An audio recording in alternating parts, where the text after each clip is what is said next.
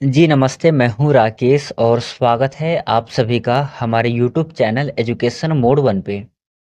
अभी हमने एक सीरीज प्रारंभ किया है, एनसीईआरटी सीरीज। देखिए, जो सीटेट जुलाई 2025 है, उसको यदि आपको क्लियर करना है तो जो एसएसटी है वो आपके लिए अहम भूमिका रोल प्ले करता है। कैसे करता है? क्योंकि सीटेट के एग्जाम में 60 नंबर जो आता है वो एसएसटी के पोर्शन में से आता है। और इसको प्राप्त करना बहुत ही आसान है। हमें केवल 9 किताबें पढ़नी है। 3 क्लास 6 की, 3 क्लास 7 की और 3 किताबें क्लास 8 की। ठीक है? और विश्वास करिए, हम लोग चैप्टर बाय चैप्टर अभी डिस्कस कर रहे हैं। अभी हम एनसीईआरटी क्लास 6 का इतिहास कर रहे हैं, फिर इसके बाद क्लास 7 का इतिहास करेंगे, फिर क्लास 8 का इतिहास करेंगे। इसी प्रकार से करके भूगोल करेंगे, फिर राजनीति विज्ञान करेंगे। तो अभी हम जो है चैप्टर नंबर 5 करेंगे आज के इस सेशन में, क्योंकि इससे पहले जो है हमने चैप्टर नंबर 4 तक कंप्लीट कर लिया था। सारा जो क्वेश्चन होता है, डिस्कशन होता है, वो एमसीक्यू फॉर्म में क्वेश्चन रहता है। उसके ऊपर हम जो है डिटेल बाय डिटेल हम डिस्कस करते हैं। जो आज हम डिस्कस करेंगे वो हम करेंगे चैप्टर नंबर 5 के ऊपर। चैप्टर नंबर 5 करेंगे। चैप्टर नंबर 5 क्या है? राज्य, राजा, राज्य, राजा और प्राचीन गणराज्य। ठीक है? चैप्टर का नाम क्या है?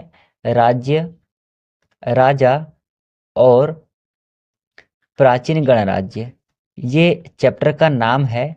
और आपको याद रखना है कि इस चैप्टर में से एक या दो प्रश्न अवश्य पूछे जाते हैं।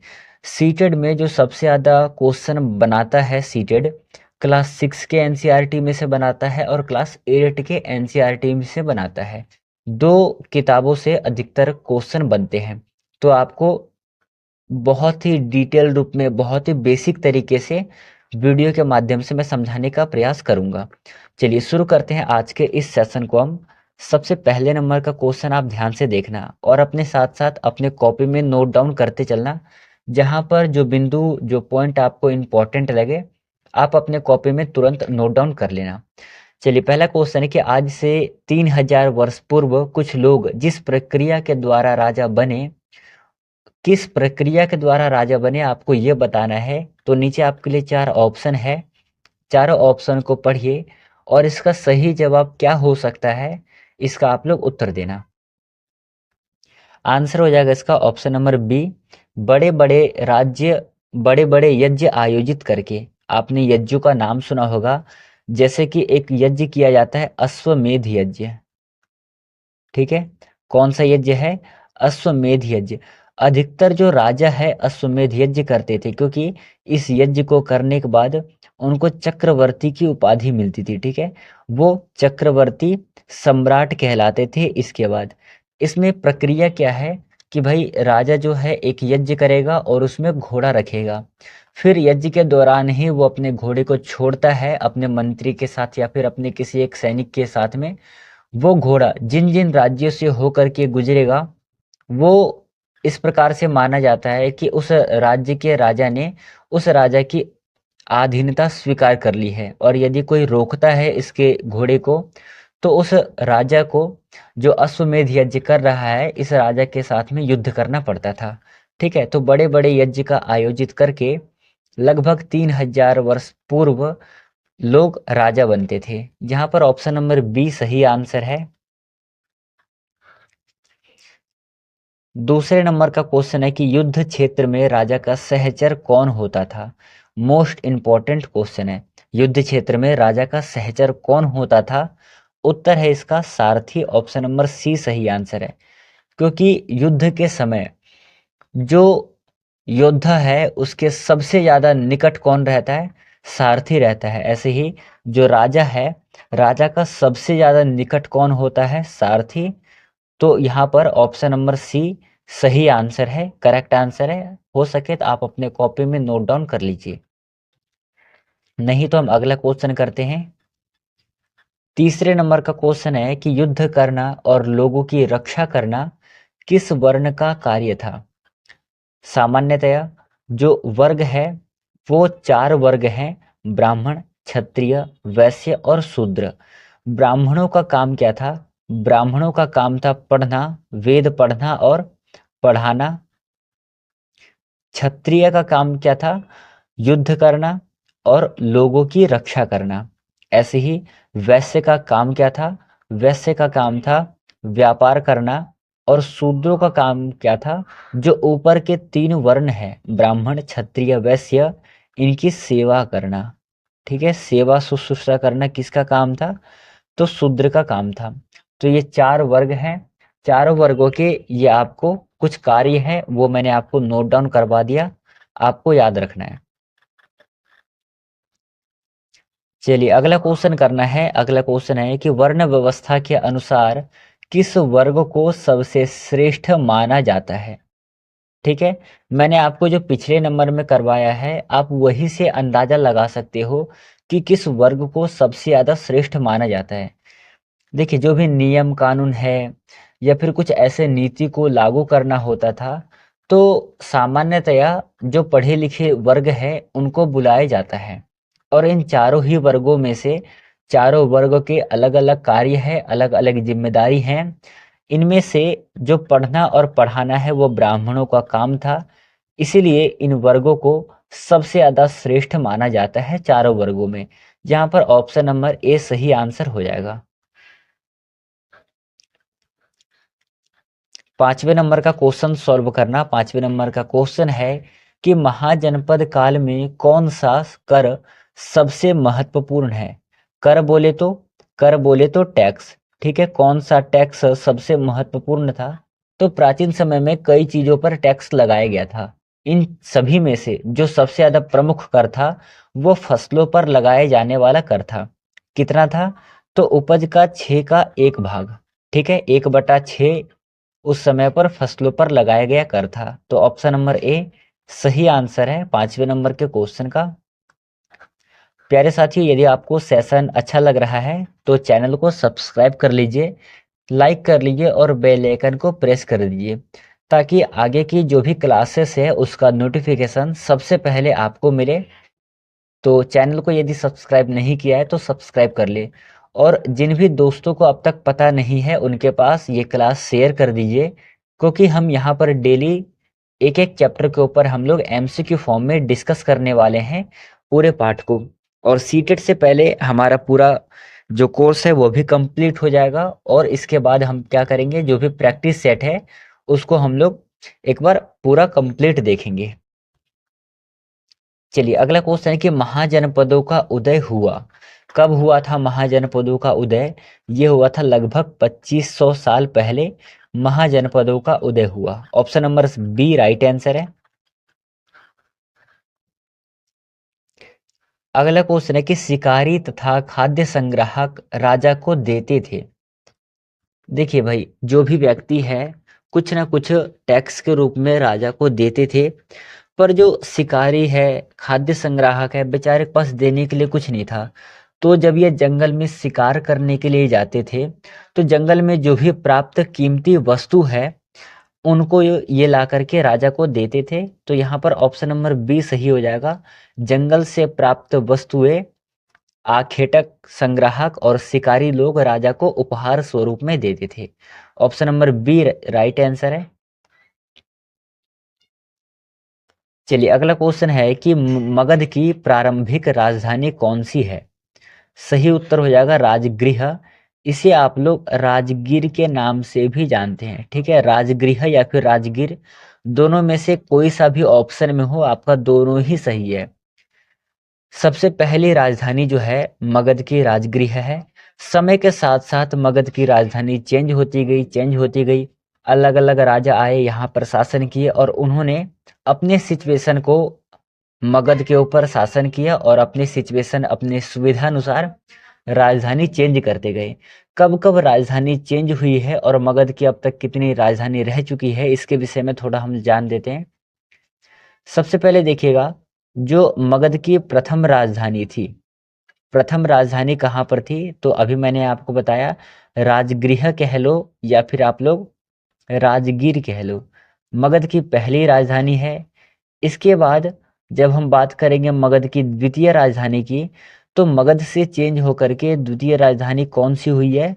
पाटलिपुत्र मगध की द्वितीय राजधानी थी। ठीक है, इसके बाद पाटलिपुत्र से फिर चेंज किया जाता है और पाटलिपुत्र से चेंज करके इसकी राजधानी कर दी जाती है वैशाली। फिर इसके बाद एक बार और राजधानी चेंज किया जाता है और वैशाली से फिर क्या किया जाता है? पाटलिपुत्र किया जाता है। तो मगध की कुल 4 बार राजधानी चेंज होती है। ठीक है, पहला जो राजधानी है वो है राजगृह, दूसरा पाटलिपुत्र, तीसरा वैशाली और चौथा फिर से पाटलिपुत्र। तो ये चारों ही आपको याद रखना है। अब ये जो राजधानी है अलग अलग राजाओं के शासनकाल में चेंज की गई, जैसे कि जो पाटलिपुत्र है तो हर्यक वंश में जो तीसरे राजा हुए हैं उदयन, उन्होंने राजगृह से हस्तांतरित किया पाटलिपुत्र। फिर इसके बाद पाटलिपुत्र से वैशाली किया था शुंग वंश के संस्थापक, शुंग वंश ने शिशुनाग के संस्थापक, शिशुनाग वंश के संस्थापक शिशुनाग ने पाटलिपुत्र से राजधानी को चेंज करके वैशाली किया। इसके बाद वैशाली से चेंज करते हैं कालाशोक। कालाशोक जो शासक है, इन्होंने वैशाली से राजधानी चेंज करके दोबारा पाटलिपुत्र कर दिया। तो ये कुछ नाम है, कुछ शासकों के नाम है जिन्होंने मगध की राजधानी समय समय पर चेंज करते रहे। फिलहाल में जो मगध की पहली राजधानी है वो है राजगृह। Option number A right answer है, आपको याद रखना है, आप अपने कॉपी में नोट डाउन कर लेना। अगला क्वेश्चन है कि सबसे महत्वपूर्ण जनपद उभरा। प्राचीन समय में महाजनपदों की संख्या थी 16 और इन 16 महाजनपदों में से सर्वाधिक जो शक्तिशाली या फिर सर्वाधिक संपन्न महाजनपद कौन सा था? तो वो था मगध। ठीक है, ऑप्शन नंबर ए सही आंसर है। मगध पर 32 राजाओं ने शासन किया है। मगध पर कितने राजाओं ने शासन किया है? मगध पर 32 राजाओं ने शासन किया, ये भी आपको याद रखना है। राजाओं ने शासन किया है। इन 32 राजाओं में से जिस वंश ने प्रथम मगध पर शासन किया, प्रथम वंश कौन सा था? तो आपको अपने कॉपी में नोट डाउन कर लेना है कि सबसे पहला वंश जिन्होंने मगध पर शासन किया था वो था बृहद्रथ वंश। ठीक है, इस वंश का अंतिम राजा कौन था? तो आपको अंतिम राजा का नाम नोट डाउन करना है। अंतिम राजा था रिपुंजय। तो यहाँ से प्रश्न बन सकते हैं, इसलिए आपको यहाँ पर अपने कॉपी में नोट डाउन कर लेना, ये आपके लिए इंपॉर्टेंट है। बाय द वे चलते हैं अगले क्वेश्चन की तरफ। अगला क्वेश्चन है कि अजातशत्रु एक शक्तिशाली शासक था। कहाँ का शासक था ये? तो ये मगध का शासक था। ठीक है, जैसे कि मैंने अभी आपको बताया कि सबसे पहला जो शासक करने वाला था मगध पर वो था बृहद्रथ वंश। बृहद्रथ वंश ने मगध पर सबसे पहले शासन किया। इसके बाद यदि किसी ने शासन किया तो वो था हर्यक वंश ने। ठीक है, हर्यक वंश ने भी मगध पर शासन किया है। तो हर्यक वंश के जो दूसरे राजा हुए हैं, ठीक है, दूसरे राजा कौन है? अजातशत्रु। तो अजातशत्रु एक शक्तिशाली शासक था, कहाँ का? मगध का। तो ये भी आपको याद रखना है। चलिए यहाँ पर देखना, हर्यक वंश, हर्यक वंश के जो संस्थापक है, संस्थापक का नाम क्या है? संस्थापक का नाम है बिंबिसार। ठीक है, बिंबिसार का पुत्र कौन था? बिंबिसार का पुत्र था अजातशत्रु और अजातशत्रु का पुत्र हो जाएगा आपका उदयन। ये तीनों नाम अपने आप में इसलिए इंपॉर्टेंट है क्योंकि बिंबिसार जो है हर्यक वंश के संस्थापक है। अजातशत्रु जो है इसके शासनकाल में प्रथम बौद्ध संगीति होती है। ठीक है, प्रथम बौद्ध संगीति किसके शासनकाल में होती है? अजातशत्रु के शासनकाल में। उदयन इसलिए प्रसिद्ध है क्योंकि इन्होंने राजगीर से राजधानी चेंज करके पाटलिपुत्र किया था। तो पहले शासक यही थे जिन्होंने मगध की राजधानी को चेंज किया था। ठीक है, तो ये तीनों नाम आपके लिए एग्जाम के लिए इंपॉर्टेंट है, आपको अपने कॉपी में नोट डाउन करना है। हो सकता है तो इसका नाम का क्रम लगाने के लिए भी पेपर वाले दे सकते हैं। चलिए अगला क्वेश्चन है कि सिकंदर कहाँ का राजा था? सिकंदर मैसेडोनिया का राजा था। ऑप्शन नंबर ए सही आंसर है। अगला क्वेश्चन है कि वज्जी संघ का वर्णन किस ग्रंथ में मिलता है? ए बी सी डी करके 4 ऑप्शन है। इनमें से वज्जी संघ का वर्णन हमें किस ग्रंथ में मिलता है? उत्तर है आपका ऑप्शन नंबर सी दीर्घ निकाय में वज्जी संघ का वर्णन मिलता है। हालांकि जो दीर्घ निकाय है यह एक बौद्ध ग्रंथ है। ठीक है, बौद्ध ग्रंथ है। इसका जो इसकी लिखाई की गई थी, ठीक है, मतलब इसकी जो रचना है वो लगभग 2300 साल पहले की गई थी। तो ये भी आपको याद रखना है कि इसकी रचना कब की गई थी। 2300 साल पहले इसकी रचना की गई थी। Option number C correct answer है। अगला क्वेश्चन जो है, सिकंदर ने भारत पर आक्रमण किया, कब किया? ये आज के इस सेशन का अंतिम सवाल है, अंतिम क्वेश्चन है। और मैं चाहता हूं कि इस क्वेश्चन का जवाब आप लोग हमें कमेंट बॉक्स में लिख करके दो। ठीक है, इस क्वेश्चन का जो जवाब है आप लोग हमें कमेंट बॉक्स में लिख करके देंगे। मैं आपके कमेंट का इंतजार करूंगा। मैं ये देखना चाहता हूं कि कितने लोग इस प्रश्न का आंसर जानते हैं या फिर कितने सक्रिय हैं अपने पढ़ाई को लेकर के। देखिए, यदि आपको सीटेट एग्जाम क्वालिफाई करना है तो केवल पढ़ाना ही काफ़ी नहीं होगा, आपको भी अपना मेहनत करना है। ठीक है, तो मैं उम्मीद करता हूँ कि सभी बच्चे इस क्वेश्चन का आंसर देंगे। इस प्रकार की आशा करते हुए आज का जो सेशन है वो हम यहीं पे समाप्त करेंगे। इससे पहले जिन लोगों ने चैनल को सब्सक्राइब नहीं किया है वो सब्सक्राइब कर ले, बेल आइकन को प्रेस कर लीजिए ताकि क्लास की जो भी इंफॉर्मेशन है उसकी सूचना सबसे पहले आप तक पहुंचे। चलिए, ये जो है ये हम यहीं पे समाप्त करेंगे आज का सेशन। हम कल के सेशन में करेंगे चैप्टर नंबर 6। ठीक है, कल का जो सेशन होने वाला है वो होने वाला है चैप्टर नंबर 6। काफ़ी ज़्यादा इंपॉर्टेंट टॉपिक है, तो आप लोग सबसे पहले पढ़ कर के आएंगे। ठीक है, पढ़ कर के आएंगे, क्योंकि जब आप लोग पढ़ कर के आएंगे तो मेरे को समझाने में और ज़्यादा सरलता होगा और आप बढ़िया तरीके से समझ पाओगे। चलिए, बातों को ध्यान में रखते हुए आज के सेशन को करते हैं समाप्त। मिलेंगे कल के सेशन में, तब तक के लिए धन्यवाद। जय हिंद साथियों, अपना ध्यान रखना, पढ़ते रहना और आगे बढ़ते रहना।